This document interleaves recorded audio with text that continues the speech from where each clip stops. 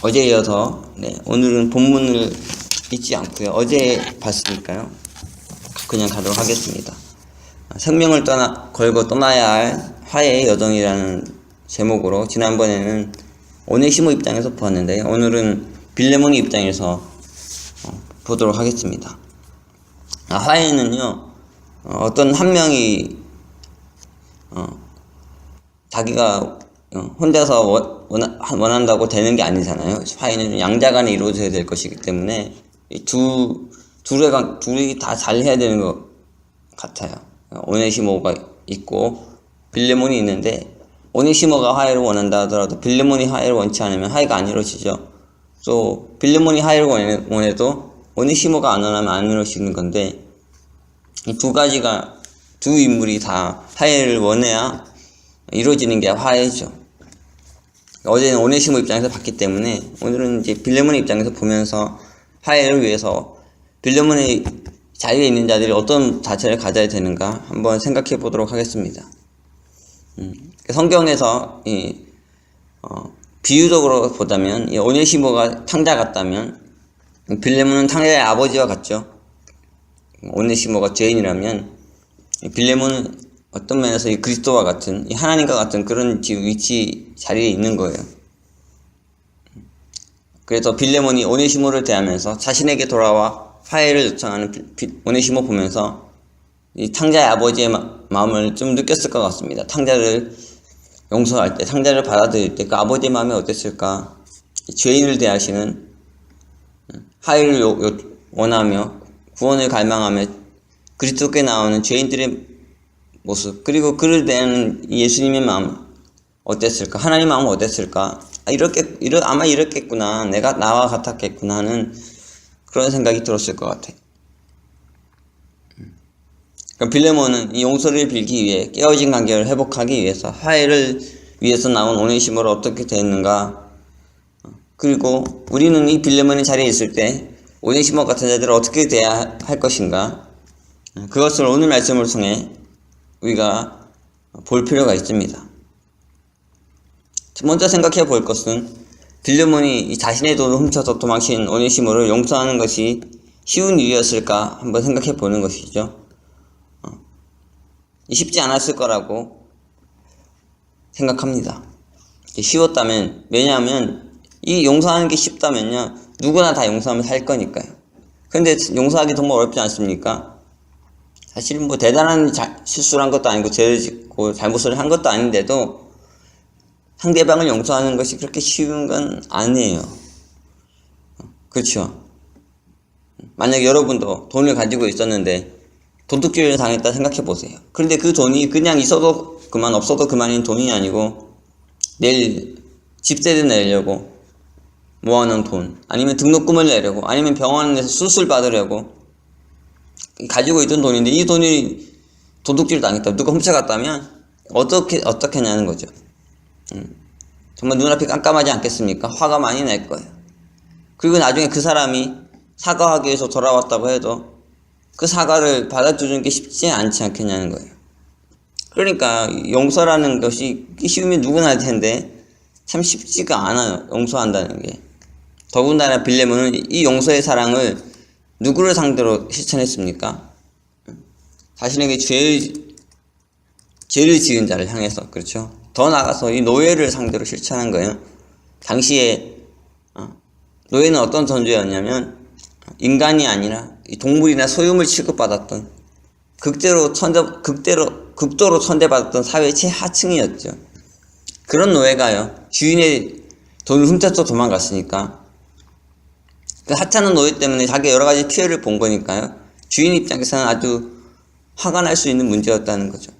물론 노예라고 천대하고 그가 내 돈 훔쳤다고 아주 더 분노하고 잘못된 생각과 감정을 품고 이런 것 바람직하진 않죠. 올바른 게 아니잖아요. 하지만 당시 시대적 상황에서는 노예가 이 주인에게 손해를 끼쳤다는 건 상상도 할 수 없는 일이었어요. 그리고 주인의 입장에서는 아주 모욕감을 느끼고 이 노예를 정말 단단하게 보복하고 싶은, 한번 따끔하게 맛을 보게 해주고 싶은 그런 생각이 들 수 있는 시대적 상황이었다는 거죠. 그런데 빌레몬은 어땠냐면 죄를 지은 이 오네시모에게 떠나가서 노예에 불과했던 이 오네시모에게 용서의 사랑을 베풀어요. 그를 노예에서 해방시켜주고 형제로 받아주는 이 놀라운 사랑을 실천한 거죠. 이것이 정말 쉽지 않은 일이었습니다. 그것을 실천했기 때문에 위대한 거죠. 빌레몬이 오네시모의 죄를 용서해주지 않았다면 어땠겠습니까? 오네시모가 죄에 심해지고 살해했을 거예요. 그러니까 그 죄의 짐이 그 마음 한편에 늘 있어서 밝고 힘찬 삶을 살기가 어려웠을 거예요. 좀 밝은 모습을, 힘찬 모습을 살려고 하다가도 자기를 미워하는, 자기를 정죄하는, 자기를 원수 취급하는 이 빌레몬을 생각하면은 마음이 얼마나 힘들어지겠냐고요. 이 빌레몬을 생각할 때, 혹은 또 그를 보거나 만날 때 항상 마음이 불편할 수밖에 없죠. 마치 가시방석에 앉은 것 같은 그런 느낌이 늘 들었을 것입니다. 빌레몬 앞에만 서면 항상 죄책감과 수치심을 느껴야 되는 그런 고통을 맛봐야 됐을 거예요. 그런데 오네시모만 불편했을까요? 그렇지 않죠. 빌레몬 또한 오네시모가 아주 불편했을 거예요. 평소에는 아무 문제 없이 그냥 좋게 행복하게 즐겁게 살다가도 이 오네시모만 생각하면 괘씸하고 화가 나고 분노가 치밀고 혼내주고 싶고 막 이러지 않았겠냐고. 더 나가서 이 오네시모를 직접 보고 만났으면 갑자기 그 순간 기분이 불쾌해지고 나빠졌을 거예요. 저 꼴보기 싫은 저 못된 놈 내가 또 보다니. 그리고 설령 더 나가서 이 오네시모를 죽였다면 살인이 그렇게 쉽습니까? 십자가 못 박아 죽였다면 그것이 통쾌하기만 한 게 아니에요. 그쵸? 죽이고 났다면 생각하기도 싫었을 거예요. 그러니까 이 용서 안 하고 산다는 것, 이것도 참 문제죠. 그렇죠? 용서하는 것도 어렵지만 용서하지 않고 산다는 것도 참 힘든 문제예요. 이건 보통 어려운 게 아니에요. 성경에서는 그런데 뭐라고 하냐면 우리에게 용서하는 것이 마땅하다고 해요. 그것이 나를 살리고 죄를 지은 자를 살리기 때문에 용서해야 된다. 그렇게 말하죠. 말은 그렇게 하는데 성경이 실제로는 용서가 너무너무 쉽지 않아요. 이 세상에서 제일 힘든 것 중에 하나가 용서하는 거죠. 왜냐하면 사람 안에 있는 본성은 어떻습니까? 자신에게 죄를 지은 자에게, 자신에게 피해를 준 자에게, 자신에게 상처를 입힌 자에게 보복하고 싶은 것이니까요. 그렇죠? 보복하고 싶어요. 특히 내게 물질적인 피해를 입혔다면 그 물질적인 피해에 대해서 또 보상을 받고 싶지만 더 나아가서 그것 때문에 받은 마음의 상처가 남아있어요. 그것 때문에 마음의 상처, 그것 때문에 눈물 흘리고 괴로워하고 고통스러워했던 그 많은 것을 생각하면 쉽게 용서가 안 되는 거죠. 그런데 그걸 거스르고 용서를 해야 되는 거니까 이거 어려운 거예요. 마태복음 5장 보면 예수님께서 오른뺨을 친 자와 억지로 오리를 가게 한 자에게 어떻게 대처하라고 하시는 말씀이 기록되어 있어요. 산상수훈이죠.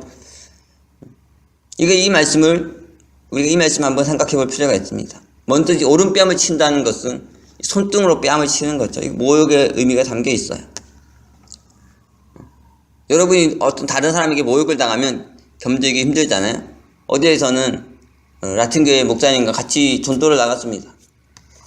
전도 나갔는데 여러분 한인들하고 라틴 사람들 전도해 보면은 정말 큰 차이가 있잖아요. 정말 한인들은요 마음이 좀 닫혀 있어가지고 전도할 때 참 어렵습니다. 때로는 이 모욕감도 느껴요. 전도하는 자에게 모욕을 주는 그런 자들도 있는데 라틴 사람들은 참 마음이 오픈돼 있어요. 그래가지고 이 전도하면은 마음을 열고 쉽게 이렇게 전도자와 대화하고 그리고 성경 하겠다니 교회 나오겠다니 그런 말을 하는 사람들이 많습니다. 물론 이제 변화되기가 어렵죠. 나중에 변화 바꾸기가 좀 어려운데 한국인들은 처음에 접근이 너무 힘들어요. 너무 배타적이고 너무 이렇게 마음이 닫혀있고 그래서 어제도 나갔는데 라틴교회 목사님은 막 그 수첩에 리스트가 쫙 적혀가지고 뭐 누구누구 오겠다 그러고, 누구는 전화를 번호를 주고, 누구는 이메일 주소를 주고, 그게 뭐 가득히 적히는데 한국인들은 한 명도 그렇게 쉽게 안 주고. 그게 참 다르다는 생각을 또 한 번 하게 되더라고요. 제가 그 인터내셔널 전 인종을 대상으로 목회할 때는 전도 나가도 그렇게 힘들진 않았는데, 한국인 대상으로 하면 좀 힘들어요. 모욕감도 느끼고. 이런 모욕을 당하면은 이 견디기 힘들잖아요. 이 고통스러워요. 오른뺨을 얻어맞는 이 기분, 이 불쾌한 기분, 이 좋지 않은, 심하게 말하면 약간 더러운 그런 기분이죠.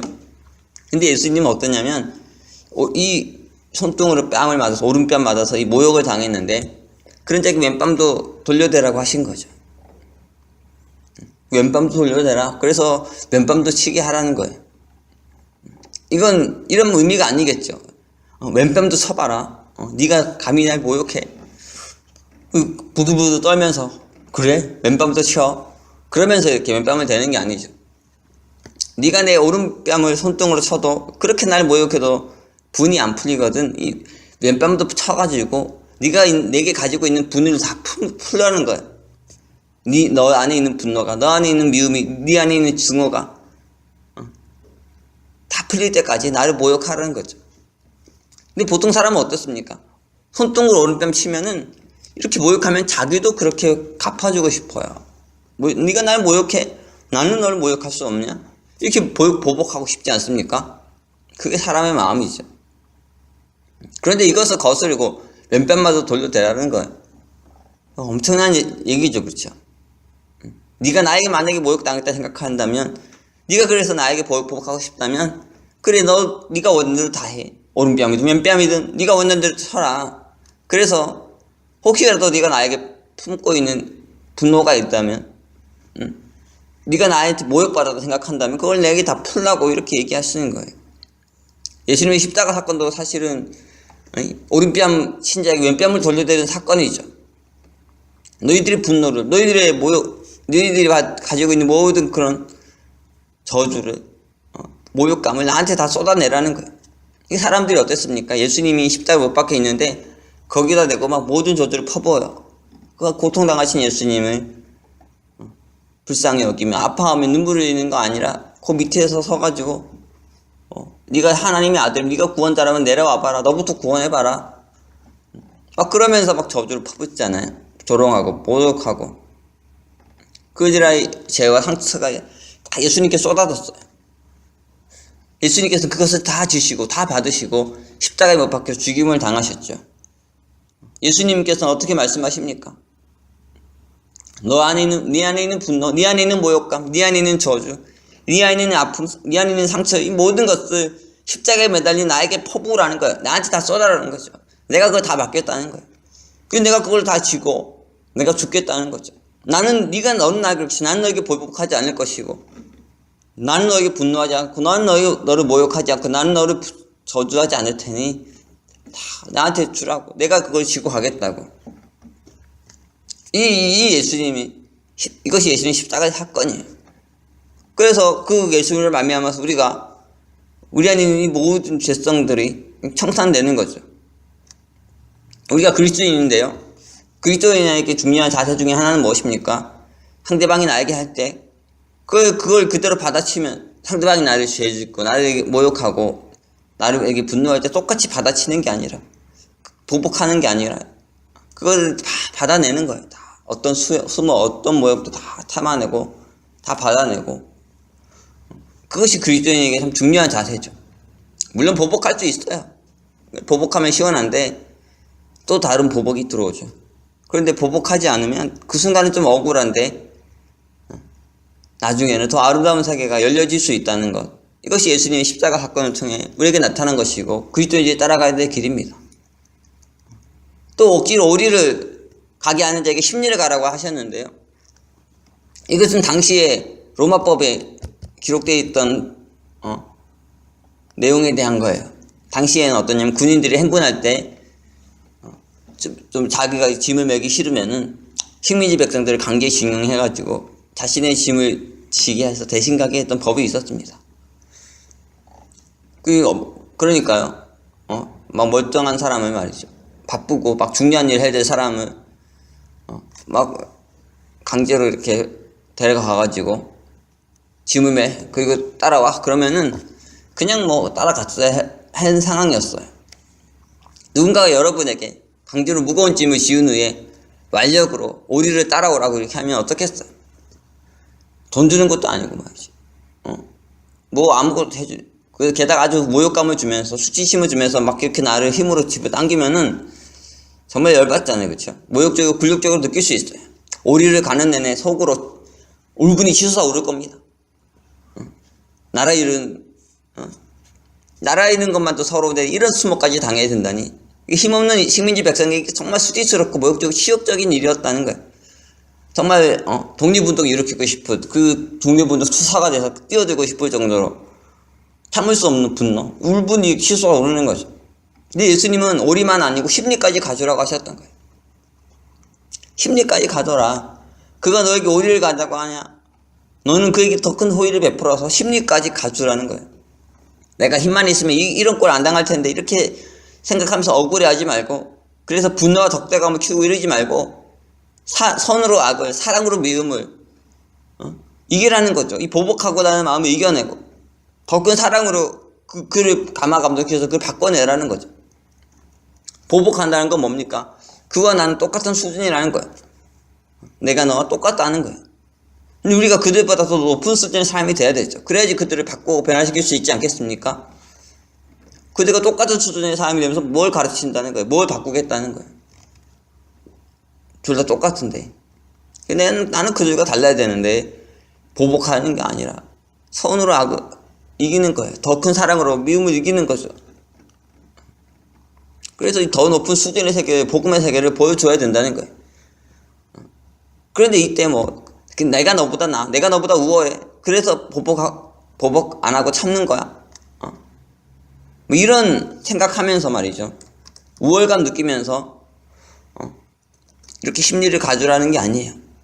오히려 원수들이 감동받을 정도로, 핍박하는 자들이, 우리를 모욕하고 조롱하고 멸시하는 자들이 너무너무 감동받을 정도로, 그들이 우리를 존경스럽게 바라볼 정도로, 더 나아가서 그래서 나도 당신처럼 그리스도인이 되고 싶어요, 이렇게 할 정도로 감화감동을 시켜야 된다는 거죠.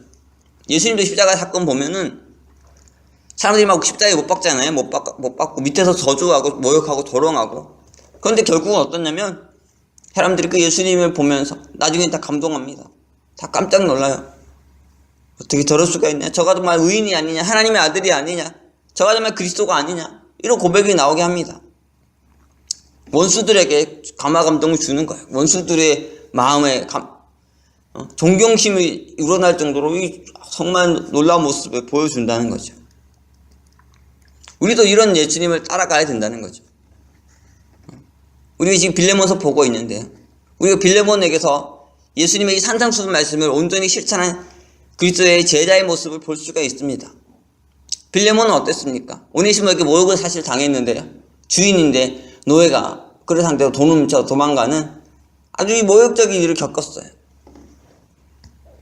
빌레몬이 어떻습니까? 이를 죽일 수 있었죠. 십자가에 처형해가지고 못 박아서 아주 고통스럽게 끔찍하게 죽일 수도 있었어요. 빌레몬은 힘없는 자가 아니었잖아요. 주인이었어요. 오네시모는 어떠냐? 동물이나 소유물 취급받았던 노예였죠. 그에 반해 빌레몬은 주인이었다고요. 그러니까 힘이 없지 않았어요. 얼마든지 보복하려면 할 수 있었고, 그렇죠? 그런데 빌레몬은 어떻습니까? 조금도 보복하지 않았어요. 오네시모에게 용서의 사랑을 베풀었죠. 더 나아가 노예 신분에서도 해방시켜주고 동등한 형제로까지 삼는 이 위대한 사랑을 실천했습니다. 힘이 없는 자도 아니에요. 힘이 없어서 모욕을 당하는 게 아니에요. 힘이 있는데 그래도 불구하고 힘으로 오네시모를 죽이려 하지, 모욕하려 하지 않고 그를 사랑으로 대했던 이 빌레몬이 얼마나 위대합니까? 이 빌레몬서의 주인공은 바울이나 오네시모가 아니라 빌레몬입니다. 만약에 빌레몬이 이 오네시모를 용서해주지 않았다면 오네시모 존재할 수 없죠. 바울의 중재도 쓸모가 없는 거예요. 바울이 아무리 노력하려고 해도 빌레몬이 하지 않으면 안 되는 거 아니겠습니까? 오네시모도 용서비로도 안 받아주면요, 용서받을 수가 없는 거예요. 그리고 이 소중한 빌레몬서라는 이 성경도 남을 수가 없죠. 왜냐하면 이거 실현되지 않는 말씀이니까. 이 모든 것이 가능해지게 한 게 누굽니까? 빌레몬이에요. 빌레몬. 그런 면에서 빌레몬에서 가장 중요한 인물은 빌레몬이죠. 그렇죠? 일반적으로 그럴 때 보통 바울과 오네시모를 초점으로 해서 빌레몬서를 많이 보는데, 우리가 빌레몬을 깊이 생각해 볼 필요가 있어요. 그가 얼마나 위대한 사람이었나, 얼마나 큰 일을 했는가, 얼마나 큰 사랑을 베풀었는가. 그래서 오네시모와 화해가 이루어지게 됐어요. 이 빌레몬이 그를 받아주고 용서함으로. 근데 우리가 여기서 생각해 봐야 될 것은, 화해가 이루어지기 위해서는 반드시 한 명은 손해를 봐야 된다는 거죠. 특히 누가 봐야 됩니까? 피해자가 손해를 봐야 돼요. 가해자가 손해를 본다면 이해가 되는데, 피해자가 손해를 봐야 된다는 거죠. 왜냐하면 안 그러고는 화해가 이루어질 수 없으니까요. 가해자가 피해자가 동등하게 자기들의 필요를 요구받으면서 화해하려면은 이게 어렵습니다. 불가능합니다. 피해자가 손해봐야 돼요. 네가 날 때렸냐? 그래도 내가 용서해줄게. 그럼 한 대 얻어맞고 그냥 끝나는 거예요. 왜 이런 일을 해야 되냐는 거죠. 왜 내가 손해봐야 되냐, 피해자가. 왜 나만 일방적으로 당해야 되냐? 그리고 왜 끝나야 되냐? 이거 생각하면 억울하잖아요. 그렇죠? 분하잖아요. 그런데 마태복음 18장 보면 예수님께서 용서와 관련해서 아주 중요한 비유를 말씀하셨어요. 이 비유는 베드로가 형제가 자신에게 죄를 범하면 몇 번이나 용서해야 되냐고 질문하면서 시작되는 거예요. 베드로가 아주 누가 자꾸 그 죄를 범했던 것 같아요. 그래가지고 막 힘들었던 것 같습니다. 베드로도 자기도 지은 죄가 많을 텐데, 근데 형제가 자꾸 죄를 범한다 생각했던 것 같아요. 베드로가 얼마나 성격이 덜렁댑니까? 그쵸? 그냥 고삐 풀린 망아지처럼 막 성격이 약간 거칠고 와일드하고 그가 여러 가지 모습 보면 상당히 이렇게 투박하잖아요. 그쵸? 여러 가지 모습에서 믿음의 사람인데 섬세하지는 못해요. 그런 사람은 보통 다른 사람에게 죄를 많이 짓죠. 다른 사람 상처 주고 아프게 하고 이런 거 많이 하는데, 어쨌든 자기 죄는 못게 생각하지 않고 이 형제가 자기에게 죄를 너무 많이 범한다고 생각했던 것 같습니다. 그런데도 베드로는 참 훌륭한 게 있어요. 뭐라고 하면, 형제가 나에게 죄를 범하는데 7번까지는 용서하겠다. 7번 용서한다는 게 쉬운 일이 아니죠. 그렇죠? 한 번 용서하는 것도 쉽지 않은데 7번까지 하니까, 그래도 베드로가 참 훌륭한 사람이었어요. 7번 용서할 수 있는. 그런데 7번 용서했는데 샜던 것 같습니다. 1번, 2번, 3번, 4번, 5번, 6번, 7번. 더 죄를 범하니까 용서를 못 하겠는 거예요. 제가 아는 어떤 한 분은 지금 용서 못 해가지고 막 교회도 안 나가고 있는 분이 있는 걸로 제가 알고 있는데, 막 샜던 것 같아요. 네가 나한테 죄를 몇 번 범했냐? 2번, 3번, 4번, 5번, 6번, 7번. 도무지 못 참아. 이제는 용서할 수가 없다. 자기가 지은 죄 한번 해보세요. 자기가 그에게 죄 지었던 죄, 그거 안 세죠. 안 세는데 7번 용서하는데 막 못 참고 막 터져버린. 이제 7번 용서했다는 거 대단해요. 그래도 한 번 용서하는 것도 쉽지 않으니까. 그런데 예수님은 어떻게 말씀하시냐면 70번씩 7번이라도 용서하라는 거죠. 490번 490번 해세요. 오늘부터 여러분 용서부터 형제 생기면은 490번까지 한번 용서해 보라고요. 지쳐서 더 이상 포기할 겁니다. 세다가 아이고 그냥 세기를 포기해야 되죠. 그렇죠? 어린 세월이 다 세고 앉아 있습니까? 490번. 그래도 안 풀리면 세 보라고요. 세다 보면은 되풀이 지쳐요. 그냥 무조건 용서할게. 그냥 끝없이 용서할게. 이렇게 되지 않겠습니까? 예수님이 그걸 말씀하시는 거예요. 무조건 용서해라. 끝없이 용서해라. 계속해서 죄 짓겠지만 그냥 불쌍히 여겨, 긍휼히 여겨. 그냥 그를 위해 아파하고 기도하는 게 차라리 나아. 바뀌길 기대하지 마. 그런데 참 억울하죠. 그렇죠? 자꾸 나한테 죄 짓는데 내가 용서해야 된다는 거 힘들어요. 왜냐면 보복하고 싶으니까. 인간의 본성을 거슬러야 되니까요. 근데 이 말씀하시면서 예수님이 더 중요한 얘기를 하세요. 용서에 대해서 말씀하시면서 1만 달란트 빚진 자, 100데나리온 빚진 자에 대해 얘기하시죠. 이걸 얘기하시면서 네가 왜 용서해야 되느냐를 다시 한번 우리에게 말씀해 주십니다. 데나리온은 당시 노동자의 하루 품삯이었어요. 그러니까 100데나리온 빚졌다는 것은 100일치 품삯을 빚졌다는 거죠. 약 3개월치 월급을 빚진 거예요. 이 돈을 받지 못했다고 여러분이 생각해 보세요. 3개월 동안 정말 열심히 일했는데 월급 안 줘보라고요. 정말 난리가 날 문제잖아요. 법적으로도 큰 문제인 거예요. 그 돈을 받지 않은 사람은 3개월 동안 어떻게 살아야겠냐고요. 뭐 살 길이 없잖아요. 굶어 죽어야 돼요. 그러니까 이 돈을 주지 않은 사람 옥에 갇혀도 할 말이 없는 거 아니겠어요? 마땅히 감옥에 가야 될 거예요. 세상에서는 이런 일이 늘 일어나지 않습니까? 그런데 우리가 이 성경 읽을 때 100데나리온 이거 안 갚았다고 옥에 집어넣은 사람은 욕해요. 감옥에 집어넣었다고 무자비하다고 잘못했다고 비난하는데 아니 사실은 감옥에 가도 마땅한 거죠. 못된 사람인 거예요. 안 갚은 사람이. 집어넣은 사람이 못된 사람이 아니고 안 갚은 사람이 잘못된 거잖아요. 그런데 예수님께서 이 용서 안 한 자를 책망하세요. 네가 100데나리온 빚졌다고 그를 감옥에 가뒀느냐? 그를 용서하지 않았느냐? 네가 용서해야 마땅한 게 아니냐?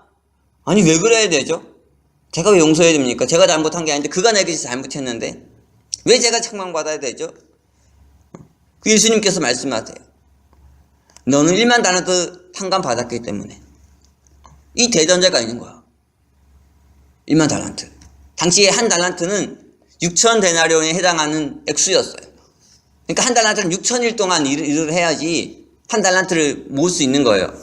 그것도 밥 한 끼도 안 먹고 한 푼도 안 쓰고 이거 뭐 밥 먹고 뭐 이거저거 하다 쓴다면은 뭐 정말 6,000일이 뭡니까? 66만 일을 일해도 만들기 쉽지 않은 거금이 한 달란트였어요. 1만 달란트는 어떻겠습니까? 6천만 데나리온이에요.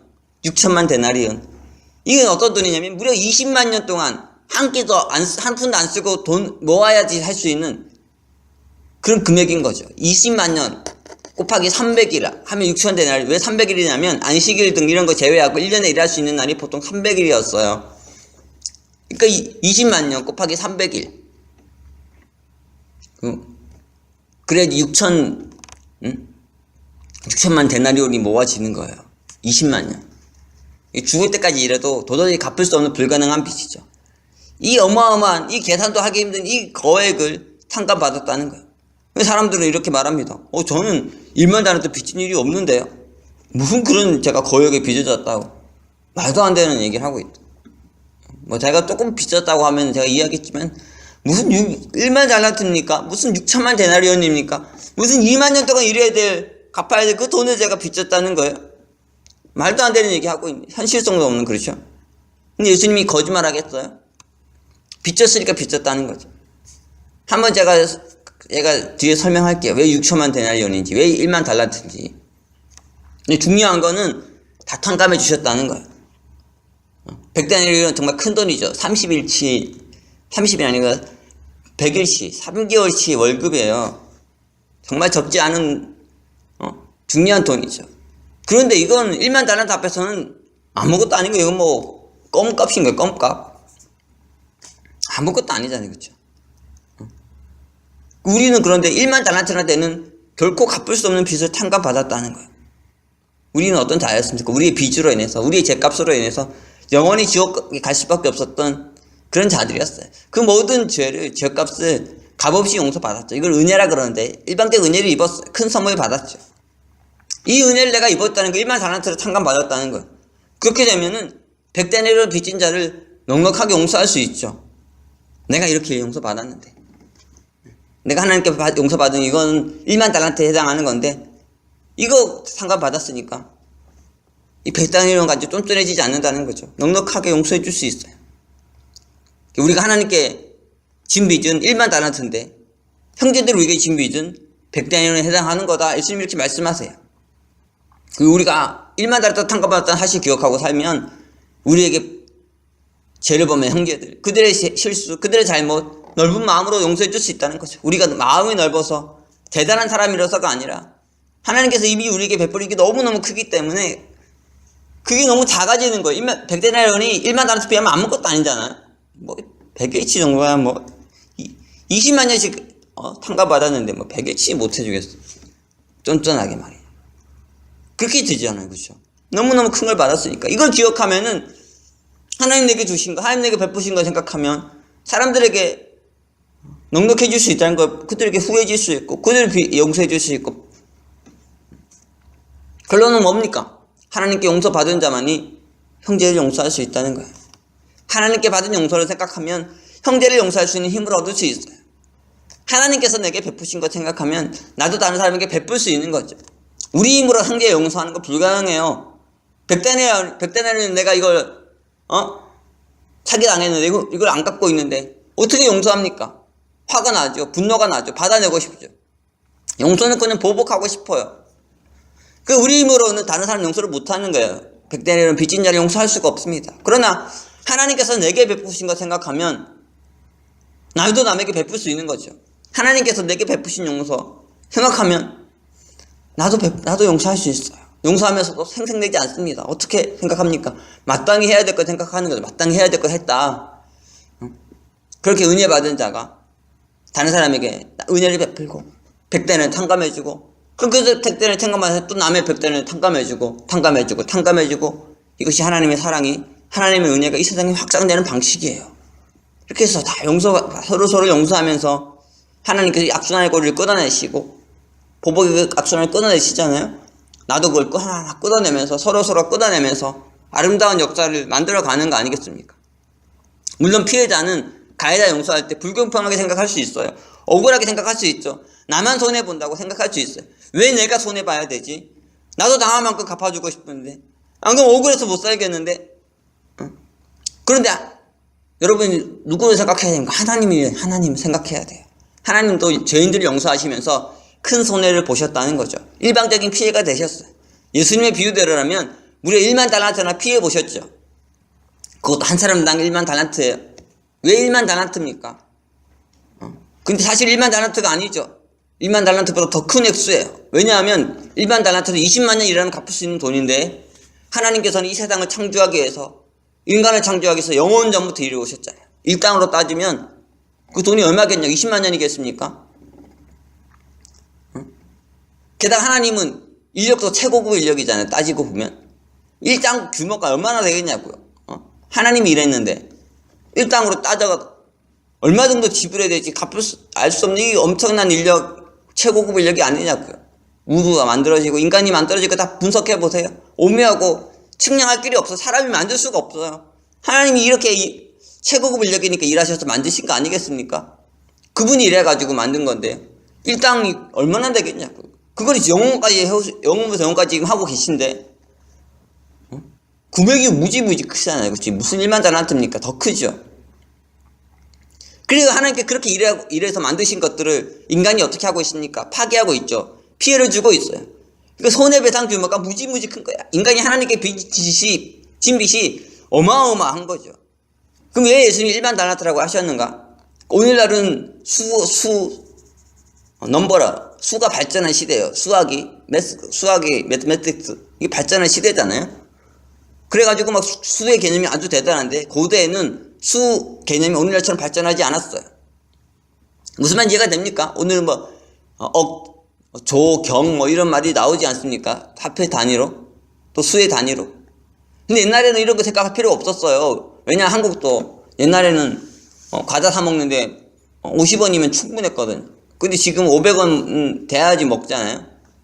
화폐 단위가 옛날에 더 작았지 않겠냐고요. 그러다 보니까 이렇게 큰 수가 나올 필요가 없었어요. 근데 점점 사회가 발전하면 수가 점점 커지고, 그렇죠. 그러니까 1만 달란트란 건 뭐냐, 고대 사람들에게 오늘날 무한대와 같은 개념이에요. 1만 달란트란 말은 딱 1만 달란트란 말이 아니라 셀 수 없는 돈. 한국으로 보면 조, 경 넘어가면 그 다음부터는 수 생각 안 하잖아요. 그 무한대라는 거예요. 그다음 경이라는 언어 하는 것 자체가. 그 1만 달란트라는 표현은 20만 년치의 임금 이 말이 아니고 셀 수 없는 돈, 무한대의 돈, 그런 의미입니다. 인간은 하나님께서 영원 전부터 수고해서 만드신 돈으로 환산할 수 없는 귀한 것들, 또 일당으로 따지면 무한대 일당이 투자돼서 만들어진 것들 어떻게 하고 있습니까? 죄 지으면서 다 파괴하고 있어요. 그러니까 하나님께서 손해배상 요청하시면 얼마나 지금 배상을 해줘야겠어요. 하나님께 빈 짓이 무지무지한 거죠. 무엇보다 하나님이 우리에게 주신 생명의 가격, 생명의 가치를 생각해 보세요. 이게 측량할 수 있냐? 돈 주고도 못 사는 게 생명이잖아요. 다 살 수는 세상에서 살 수 있어 사실. 근데 돈 주고 못 사는 게 한 가지 있는데 생명이죠. 생명은 돈 주고 못 삽니다. 죽는 사람한테 네 돈 다 바쳐서 생명 살라고 그럼 네가 조금 더 살 수 있다고 그러면 돈 줘서 사고 싶은데요. 생명을 못 사잖아요. 어떻게 삽니까? 1만 달란트보다 세상의 모든 것보다 더한 가치를 가지고 있는 게 생명이죠. 그것을 하나님께서 우리에게 공짜로 주셨어요. 그리고 우주 만물의 모든 것 만드시고 우리에게 선물로 주셨고 우리 신체도 다 공짜로 만들어서 주셨고요. 사람이 이거 못 만들잖아요. 복제는 할 수 있을지 몰라도 카피는 할 수 있을지 몰라도 처음부터 창조해서 만드는 거 불가능해 못해요. 이런 돈으로 환산이 안 되는 살 수 없는 귀한 것들을 다 공짜로 주셨죠. 그런데 인간은 어떠냐면 하나님 배반하고 떠났죠. 바울은 어떻게 표현했냐면 하나님으로 영화롭게도 아니하고 감사치도 않다고 했어요. 하나님께서 주신 귀한 것들을 공짜로 값없이 막 누리는데 하나님께 감사도 안 하고 찬양과 영광도 안 돌리고 더 나가서 하나님을 버리고 떠나고 하나님을 저주하고 하나님 미워하고 이렇게 산다는 거죠.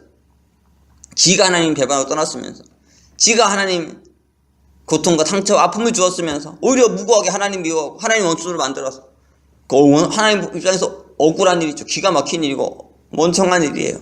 이사야서 1장 2절 3절 보면 이런 표현이 있지 않습니까? 하늘이여 들으라 땅이여 귀를 기울이라. 여호와께서 말씀하시기를 내가 자식을 양육하였거늘 그들이 나를 거역하였다. 소는 그 임자를 알고 나귀는 주인의 구유를 알건만은 이스라엘은 알지 못하고 나의 백성은 깨닫지 못하는도다. 하나님 억울하면 토로하세요. 소도 주인 알고 나귀도 주인 아는데 인간은 주인인 아버지는 하나님 알지 못한다는 거죠. 하나님 열받으셔가지고 내가 너에게 공짜 준 거 다 받을 거야. 내가 너에게 준 거 손해배상 요청할 거야. 하시면 어떻게 하겠냐고요. 이거 갚을 길이 없어요. 어떻게 배상합니까? 어떻게 갚겠냐고. 근데 하나님께서 이런 용서할 수 없는 자들, 용서받을 자격이 없는 자들, 진노하며 심판할 수밖에 없는 죄인들을 어떻게 하셨냐고요? 용서하셨죠. 아무 조건 없이 용서하셨다는 거예요. 예수께서도 하나님께서 인간을 용서해달라고 십자가에서 호소하셨죠. 그리고 십자가에서 대속의 길을 가셔서 모든 죄를 용서하셨어요. 그 우리가 용서받게 됐지 않습니까?